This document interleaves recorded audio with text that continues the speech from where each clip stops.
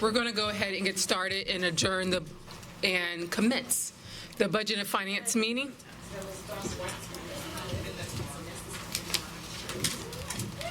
So as we begin the Budget and Finance Committee, last time we have passed an aspirational budget. Since then, Mayor Cooper has given his overall allocation to our metro schools, for our metro schools. Now we are presenting the first draft of our budget in the budget process to present to Metro Council for the budget hearing.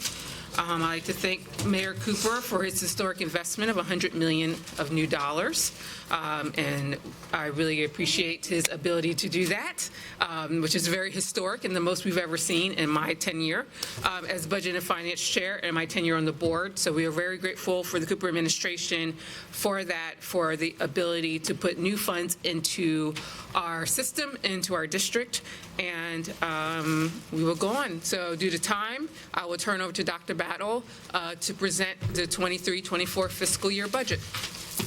All right, thank you, Chair Player and board members. Once again, as our budget chair just shared, we're so fortunate to be presenting to the board a budget that represents significant new investments proposed by Mayor Cooper.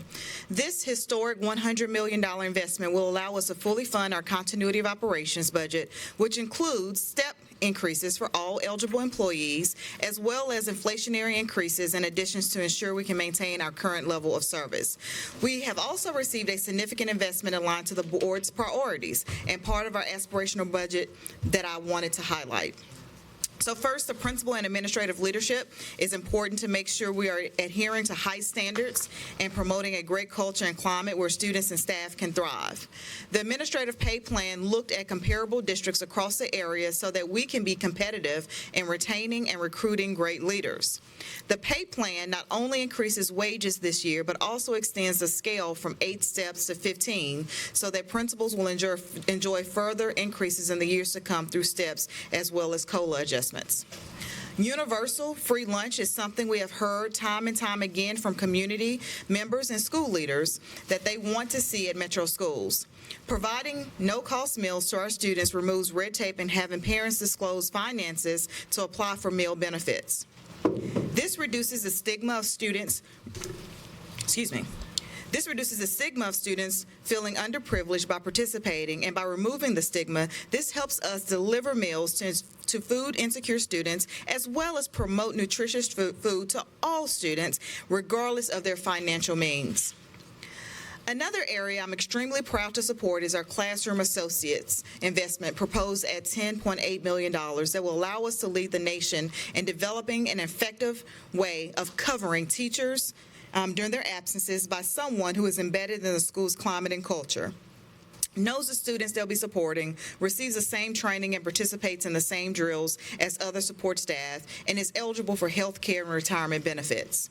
The Classroom Associates plan will increase the number of staff members from 194 FTEs to 510 FTEs and significantly increase coverage across all of our schools while increasing the wages to be even more competitive. And again, with the Classroom Associates, that ratio is based upon enrollment of the number of students within the school. Taken all together, the budget proposal before you today will keep our district moving forward in a way that is innovative and effective in keeping us on our path to being the premier large school district in Tennessee and beyond. With that, I'm going to invite Chris Henson, our Chief Financial Officer, up to walk us through our budget documents. And just for note, Lisa Spencer, our Chief Interim of our HR department, is unable to physically be here with us today, but she will be here on speaker in case we need her to weigh in to any conversations. Thank you. Chris. Thank you, Dr. Battle, and good afternoon, everyone. You should have a hard copy of the budget proposal in front of you. I want to thank the budget staff and our human resources partners in this endeavor. We were able to put together a budget within a week of the mayor's State of Metro address, where he announced our total allocation so that it could be included in your packet that went out on Thursday. And I'd like to just go through some of the slides that are on the screen, as well as the hard copy pages that you have before you. Of course, we have, let me get this moved here. So So we have our cover page, and then the next page would be what I'll probably spend most of my time discussing with you, which would be what we call our summary of changes from the previous fiscal year's operating budget. You can see we start at the top with our total number of amended positions as well as our total budget that was approved for this current fiscal year. Under employee compensation, which is the top section of the summary of changes sheet, we have, as Dr. Battle indicated, we have our salary step increases as well as the 4% cost of living adjustment for both our certificated and our support employees. Much of this you have seen potentially through our community budget meetings, where we held several community budget meetings across Nashville where we went over some of this information relating to our continuity of operations. We also include our certificated insurance and pension changes, as well as the same benefit changes for our support employees. Our support employees' benefits are administered by the Metro Employee Benefit Board. Our certificated insurance is administered by the Insurance Trust, and our certificated employees, their pension plan is the state plan, the Tennessee Consolidated Retirement System. In the middle of that compensation section, you see the certificated administrative pay study, which mainly affects principals, assistant principals, et cetera, at additional $5.9 million. And then at the bottom of the employee compensation section, we do include both the step increase as well as the 4% cost of living adjustment for our staff that are in the Nutrition Services Fund. As you remember, as we have increased the hourly rate as far as a minimum hourly wage, it has become very difficult for our Nutrition Services Fund to be able to pay those wages that we want to pay, so we are subsidizing that fund, as we did in the current year, for these increased costs that they are seeing. In the next section of the summary of changes sheet, some of this will be what Dr. Battle just mentioned.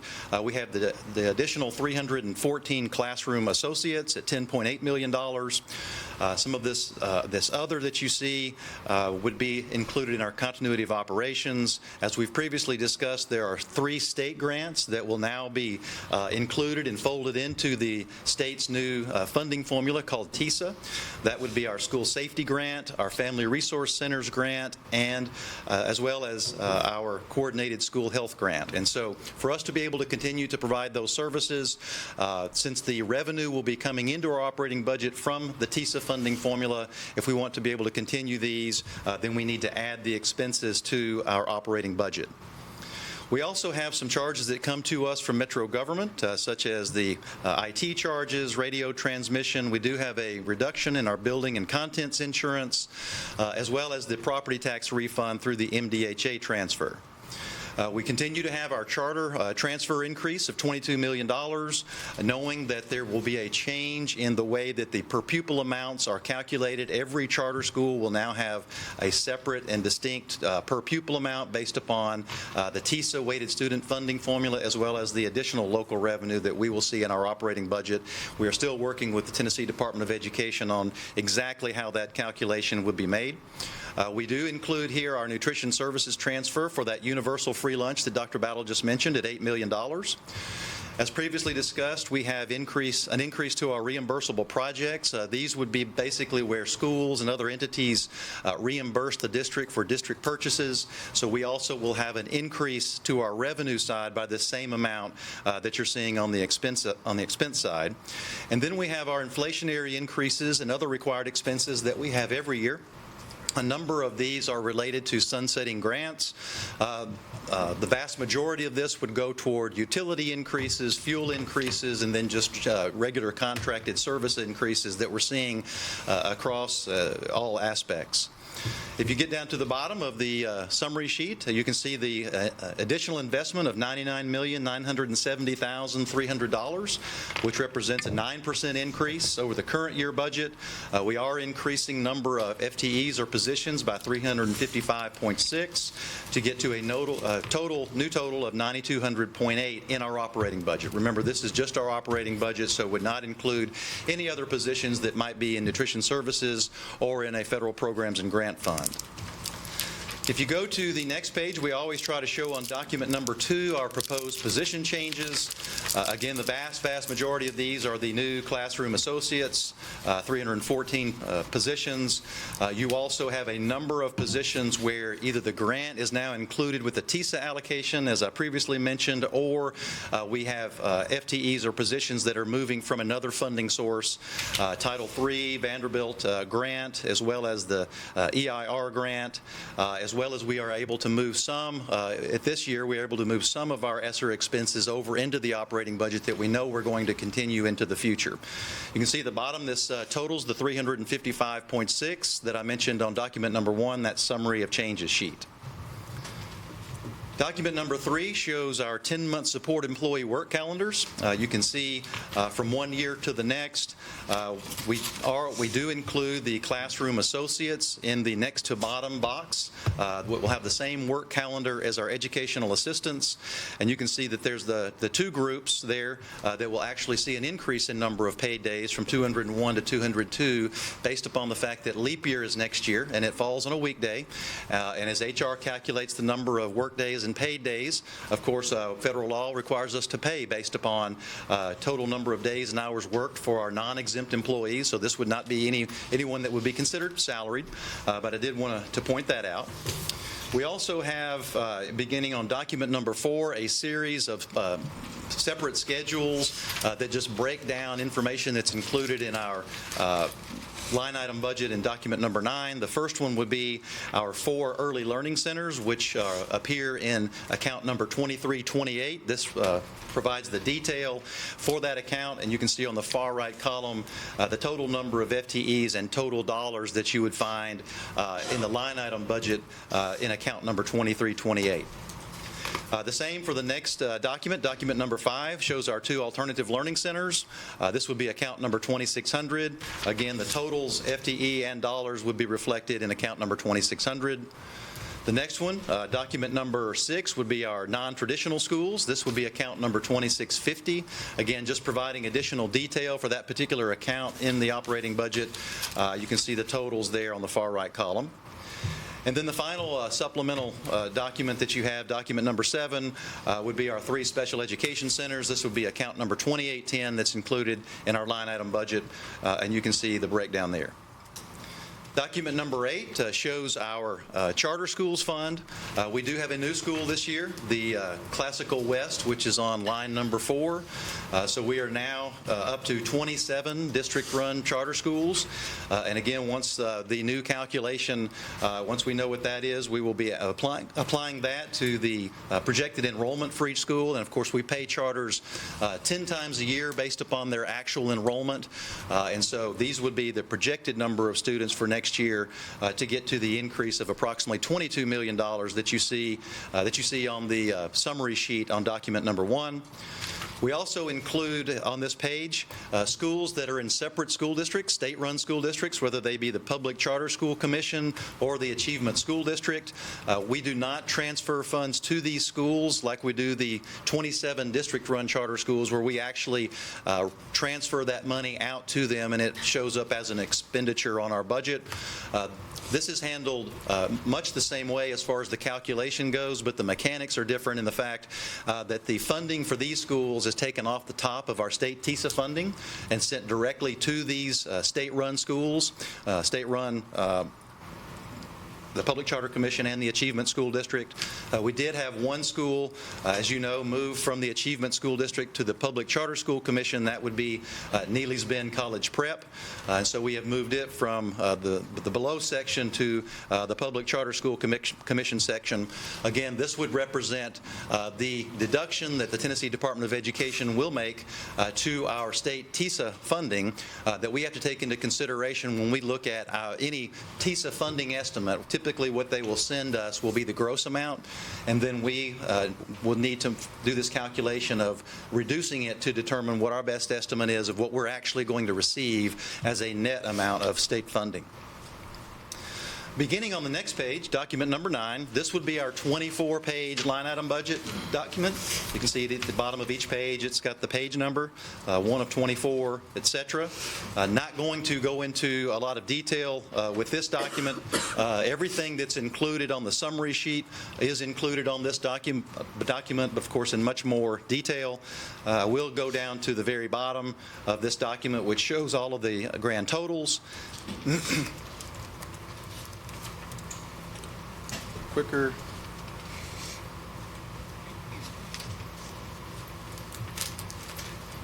So if you look at page 24 of 24, you can see where we begin the year with our amended number of positions, amended budget. We are adding 355.6 positions. We're adding $99,970,300 according to the mayor's budget proposal, which ends up with 9,200.8 positions, as well as our new budget total of $1,205,472,600. Behind that, you have what I call our cheat sheet, where if you have an idea of what the account name might be, then in the 24-page line item budget, hopefully you can find that account number, since the line item budget is an account number order. And so we've got 3 pages of that particular document. So with that, I will turn it back over to Dr. Battle. Thank you, Chief Henson. I will turn it back over to our budget chair at this time. Thank you, Chief Henson. Thank you, Dr. Battle. Again, I remind the board, this is the first draft that we were presenting. We will come back and revisit this budget in June after the council has passed the city budget and determined the final application for the final Metro budget.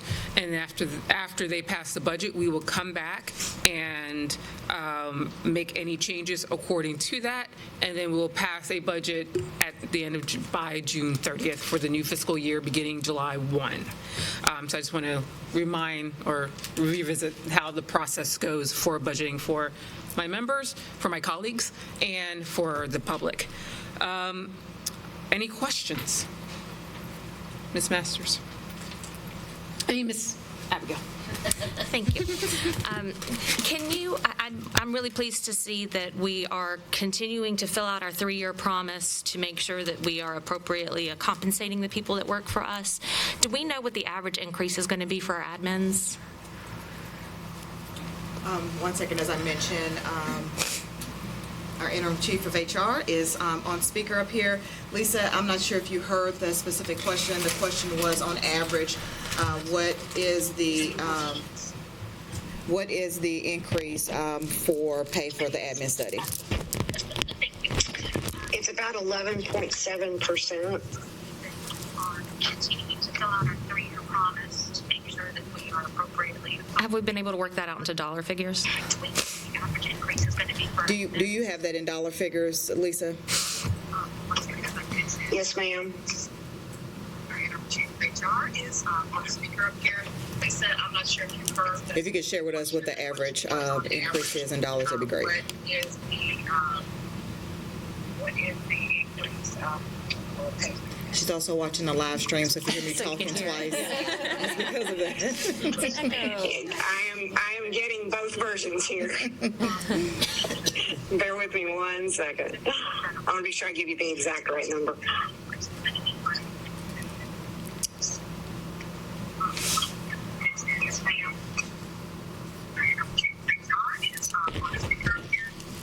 While she's looking that up, the classroom associates, that's the school-based subs, right? That's the official correct. name. Just want to make sure.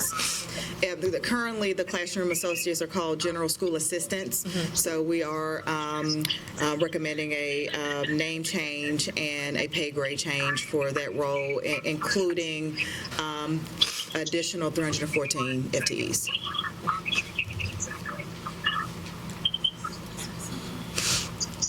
Dr. Battle, that number is 12,650. 12,650. That's the average. Yes, ma'am.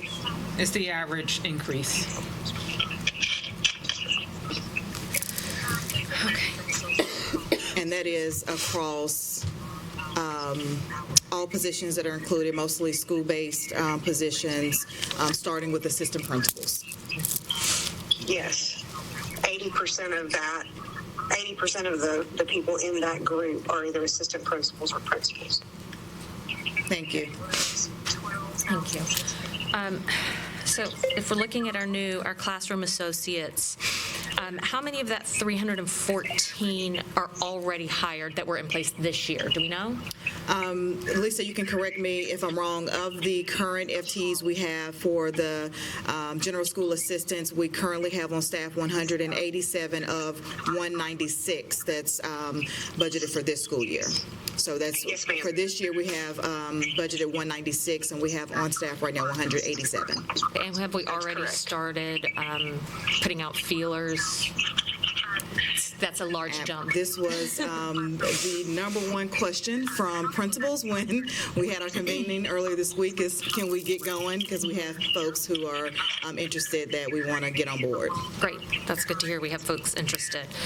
My only other thing that I noticed is just a personal statement. I like the idea of the school-based sub. I think it's important to have somebody who's knowledgeable, not only about just the way the school works and the culture of it, but also knows the kids by name and can recognize them in the halls. That's important. So I do like having school-based subs, and I do like that we're investing in them. I think I'm really very much in favor of that. I do notice that there's not any sort of raise just for our day-to-day subs, because I know we are definitely still going to need to employ day-to-day subs moving forward, and at least in the near future.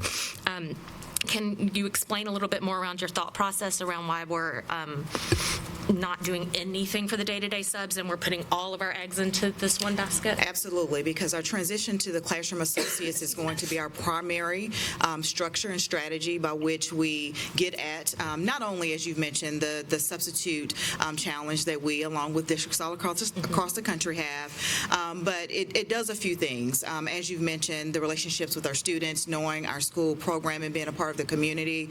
Safety and security is also top of mind for everyone, having those individuals being trained and being able to be responsive in the need of an emergency, being available to be in planning time and collaborative sessions with our teachers, being there when the teacher gets back so that we can continue the momentum of the instructional delivery during that time. And so part of this is investing in a strategy that hopefully will close the gaps we have and springboard us into additional success as we're thinking about the academic and social emotional learning outcomes for our students. In addition to that, when you do an analysis of where we are with our substitute teacher pay, we're definitely still at the top of pay when it comes to comparisons across the state, but it's important for us to invest in those key strategies that will help us move the needle and accelerate in the way that we need to. I mentioned just a few moments ago we have about 187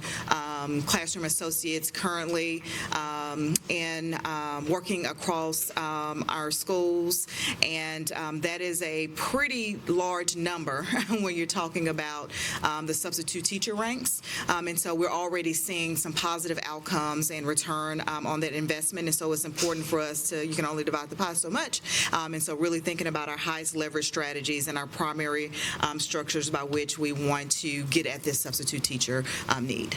Okay.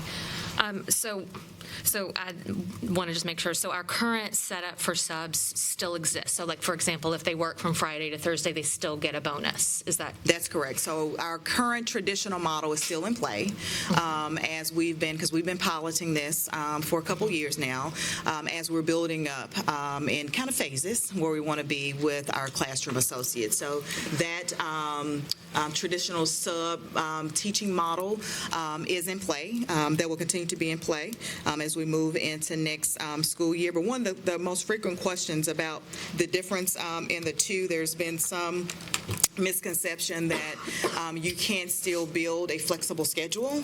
With those, you absolutely can. That's guidance and support that we've provided to our school principals to make sure that those who are interested in moving the needle in the greater good of our organization, that they can still be a part of our specific school communities. They'll just be doing so in a fashion that gets to continuity of those supports in our schools. Okay, so you're saying that if somebody who currently only subs roughly part-time, they could continue to sub part-time, but it would just be at a school base. They would job share, basically. That's correct. Those Okay. opportunities are available. Principals have the ability to design them, but they know that one FTE can be broken down by a 0.4 and a 0.6. So we have several of those scenarios right now serving as some of our classroom associates or general school assistants that they're called this school year. So it already exists, and so school teams have the ability to flex those as they see fit, as long as it kind of adds up to FTEs for our accounting purposes. And do the employees get to help decide how that split looks for them? That's typically where it starts from. Perfect. Just want to make sure. Do we have any clue how much we spent on sub bonuses this past school year? Sub bonuses? Yeah, like for this last. I don't have it, Chris. I don't think you have that at this moment. Lisa, do you know, do you have it with you how much in the sub bonuses when our subs have served the 10, I think it's 10 days, how much we've Was it 10? leveraged this school year? I don't have actual dollar Yeah, we would have to- on sub bonuses. I can get it, but I don't have it right this minute. Okay, can you email that information? Yep. Yeah, Okay. that would be great to have. Yeah, I'm trying to think about ways that we can support the vision that you have, that I think we all agree with is a good one, to make sure that our schools have continuity and that they have stability in the people that are in them. But that we also don't neglect the fact that we could be doing better by our current day-to-day subs. And so I think it's a good idea for us to kind of start the conversation about how could we be a little bit creative about this that wouldn't negatively impact the budget. So one of the things that we have done over the past few years as we piloted this is that our sub office has worked with current traditional subs, I'm calling it that just to differentiate between the two, on what it would look like to transition. And many of them did transition over to this, because we're talking about a higher pay grade. We're also talking about benefits, and we're also talking about continuity, where there's not a day-to-day kind of wait and see what that sub experience is going to look like. So it has been extremely appealing to the majority of our subs, and is helping us recruit others because of the nature of the job and the job description. And we've had several of our principal leaders who've helped really design what that looks like based upon the needs of the school. And so what Chief Spencer and her team will continue to do is work with those who have questions about what that looks like, because there is an opportunity for earning power, benefits if needed, and just strong relationships as they're working with our students in our buildings Yeah. and our staff. Exactly. I would like to continue the conversation about kind of being creative with the money that exists for our subs. And that may need to be as we move further into the process and we see what we actually have available to us. Once we get final numbers from TISA, once we hear more from what the council's going to do, that might give us a more firm idea. But I do think it is a conversation that we need to have about the focus can and should be towards classroom associates without not doing anything at all for our, I'm sorry, not day-to-day subs. What were you saying you were calling them? Traditional subs, sorry. I think that there's a couple different ways we could look at it. I think that we could think about instead of a sub has to work for a certain number of days in a row, we could shorten the amount of time it takes for them to get their bonus, or we could just take the bonus structure and spread it out among all of our day-to-day subs so that everybody gets it and it's not a bonus, it's just part of their salary. And these are discussions we can have that would increase that pay for everybody. It would be a rising boat for all people who are the traditional subs. And it would not negatively affect our bottom line because it would be working with money that exists. So I'm happy to continue those conversations as we get deeper into the numbers and to see what they look like. I think also... Can I interrupt you? Yeah. How many more questions do you have? Because you've taken 10 minutes up so far. Okay, well, you know what? Okay, Do other people have questions? Ms. Aaron? I was wondering if we know yet. I know we don't have TISA allocations, and I'm pretty sure the safety grants that are talked about in here are not the new safety grant, but do we have any information? Is that true? And then two, do we have any information on the new safety grant that was referenced by the governor at the end of the legislative session? Yeah, my understanding is what's referenced here that's being folded into TISA is not the new safety grant. I don't have any particulars on that particular grant proposal. Don't know if anyone. We've not received anything today. I think we're all still waiting to hear. I did have one other question, which is just how does it work in terms of as we potentially get more funding? I actually have two more questions. Funding from the council, et cetera. How does it work in terms of what money goes into the sort of district operating budget versus school-based budgets? Can you just talk a little bit about So the how question we is, figure it if we out? get additional monies from Metro Council, how do we put it within the district budget and then therefore the school-based budget? Correct, yeah. Or TISA, for that matter. I mean, it's basically like, how do we, not that I'm anticipating additional money. In that case, we might actually lose money. But my question is just basically, as changes are made to the budget overall, Yes. how does that apply to existing district operations versus school-based? So traditionally, council members have made amendments to the mayor's budget. Usually, there has been a specific allocation towards that, and then we would, if that allocation passed, and then we will apply it to the budget according to the allocation that was specified in the amendment, and then we adjust it from there. So depending on what the council member's desire is for the additional allocation is how we fold it into the budget. Usually, they pick something that's from the aspirational budget, and they include the additional funds from our from the aspirational budget that we provide to the mayor and to the council. So we might be unlikely to see additions into the school-based budgets themselves then? That is the priority from the beginning of the budgeting process. And I know I spoke to many of our board members around the need to, because we have to make those decisions much earlier on. Got it. In this process, school budgets went out months ago. And so we had to do lots of balancing and estimating what TISA was going to look like to make those determinations because schools needed those funds now Right. and not in August. And so that is a number one priority within the budgeting process. And I know we've already had some adjustments made to the Absolutely. budget. It's when we figured out additional funds. My last question is, Ms. Player, we had talked a couple weeks back about when we get to the point of wanting to do advocacy work with the council, how we might want to do that. Are we at that point now? I've got people who are eager to advocate, and I'm wondering where to push them. Probably realistically after Memorial Day, after we have our budget hearing and the council members finish their budget You hearings. told me that before, didn't you? That's okay.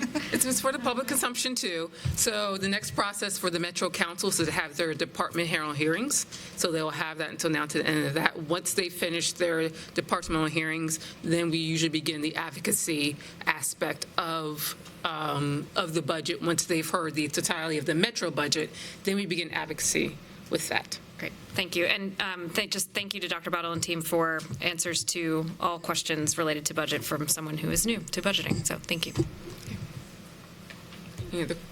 Anyone else have questions? Ms. Masters? Thanks. Just longevity pay, since it didn't make it into this, I'm just going to put forward that I think we should advocate for longevity pay. I think that's something of a high level of interest for our Metro Council members and just for everyone to make sure that we're able to hang on to those teachers who've been in the classroom for a long period of time. So the question wrapped up in that is just around what can we do to this budget to get to the place where we can also have some additional longevity pay for our long-term teachers and staff members. I think as a board, we have to decide to advocate for that and then talk to council members with the additional advocation and advocate for the process of what that would look like and work with the administration to make sure it's in line with the budget also, but advocating with the council if that's a desire they choose to fund that they can. And I would say that, anything in our aspirational budget that isn't in this budget is worthy of us advocating for because we had already determined as a board that it was something of a high level of interest for us. I would also say that, rather definitely agree that there's a process that council's going through, but should council members be reaching out to you directly, I like to share with them that aspirational budget and say, so here's what we really want, and here's what we got. Let's talk about some of the gaps in there and what you as a council can do to help us make MNPS even better. So I think it's never too early for us to just start thinking about what was on the wish list that didn't get fulfilled. Any other questions, comments? Ms. Masters? I see you first, sorry, Mrs. Tyler. Yeah. Kind of just following up on the longevity, I think it would help us if we could kind of break it down a little bit so we would know the number, like the individual numbers a little bit. So if it's possible, Dr. Battle, if we could think a little bit about what would the cost burden be to add longevity pay at different points. So I think the request from MNEA has been at year 25, but if we added it at a later time, would that change the cost burden for us? Would that change the amount that we would spend so that we could kind of meet in the middle a little bit more? How could we be a little bit more creative? And I know that teachers are not asking for the same amount of longevity pay as the admin has. So if we tweak the amount for longevity pay for teachers, what would that look like different too? So I think number-wise, that could be helpful. In the aspirational budget, I'm sorry. The number's actually already included in the That one aspirational is, budget. yeah. Yes. But knowing when it starts, does that make a difference? Yeah. It's included in there. Okay. I think those are important thoughts. Important information to have when we're looking at it as well. Thank you. All right, I will entertain a motion to approve the fiscal year 23-24 budget. All right, the motion has been made by Dr. Nabal Nakini to approve the operating budget. Do I have a second? Second. Second by Ms. Mays. Discussion? All in favor, raise your hand. All right, that is 8 in favor, none opposed. And that will conclude the Budget and Finance Committee. Thank you, Chief Henson. Thank you, Dr. Battle. Thank you. All right, this meeting is adjourned. In 3 minutes, we will start the school board meeting.